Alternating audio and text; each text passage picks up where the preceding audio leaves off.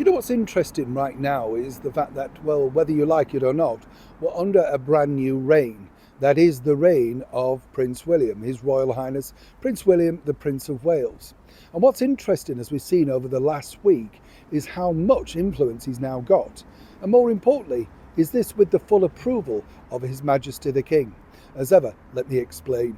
Morning, nice to see you, chums. Thank you for your time today, and as ever, welcome one and all. Can I just also clear this particular story up, because this is interesting for many of us who love our animals, and we all do on this channel, don't we? Absolutely. Pets are a good friend. They never answer back, do they? The only thing they want is to be fed. Well, it's like you and me, really, isn't it? You know, all we want is a decent meal, frankly, but that's the deal, isn't it?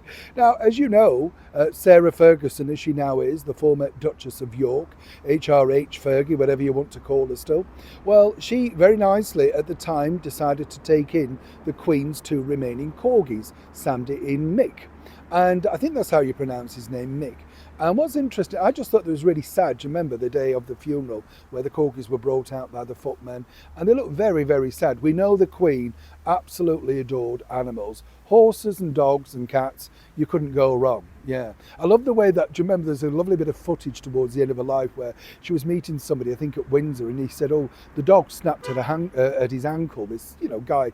And he said, she said, I don't think so. I thought, ooh, I wouldn't cross the Queen regarding the dogs. Just shut up, smile, even if your leg's bleeding, you know, just carry on, you know. But here's the deal, right? Because a lot of people just don't know this. Yes, the dogs will still remain in with Andrew, not quite sure about Sarah Ferguson, but certainly going to be going with him, potentially over to Sandringham, and that's because that's part of the deal. What you don't know is also that Prince William, again I have to say allegedly, has made sure that the dogs cannot be, shall we say, for want of a better word, promoted, monetised, used in any forthcoming ads or picture spreads or anything like that if certain individuals decide to do at homes or magazine chats or letting the world know exactly. That's all been shut down. It goes to what I was just basically saying about how powerful Prince William has now become. And what you have to remember, and I think this is, everybody's sort of sparking this up as a negative, or, you know, it's terrible, isn't it, because of His Majesty the King. King Charles is now well into his 70s, right? We know he's got a health issue, and more importantly, I think he's doing a terrific job, just getting out there every day, looking sparkling, wanting to meet people, do the royal monarch duties. And let's give a big appreciation to Queen Camilla. Whether you like her or not, and I know there are many that don't on the channel, but I still think she works hard, she turns up, and her causes have proven very successful. As I told you recently on another video, William and Camilla and Catherine have formed a very good bond. I think they've been very useful and helpful to each other. So why is William taking more control? Well, the problem that you've got, and many of you'll understand this, is obviously the Prince of Wales, as he then was, His Majesty the King, had a very long wait to become monarch. A longest monarch in training wait forever, really, some people might say. William won't have that luxury. Obviously, he will be at some point, you know, the king. And what he's now doing, and this is where I think it's very pertinent really, is exercising exactly what he's supposed to do.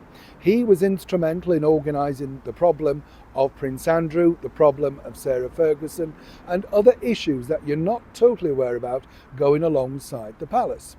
A lot of people say they can't wait for Prince William to become king, and that's very nice. Not very nice, of course, if you're His Majesty the King, obviously still in rude health. But you see, every monarch changes everything. So, you know, there's that adage, isn't there? Be careful what you wish for, because consequently, people think, oh, it'll be great, you know, William's this.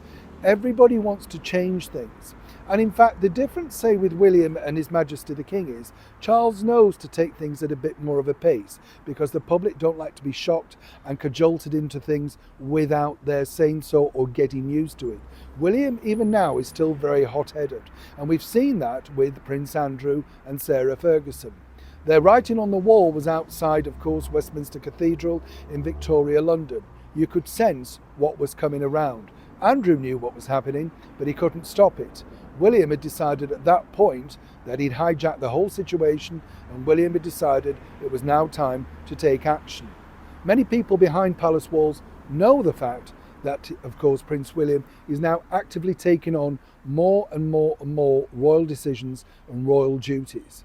And apparently, according to my excellent source, His Majesty the King is more than grateful. seemingly because, of course, he's had an exhausting year, as many of us have, and on top of all of that, family troubles have just, well, made it worse.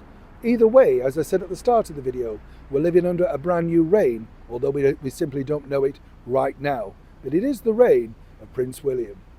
Neil Sean in the very heart of the United Kingdom.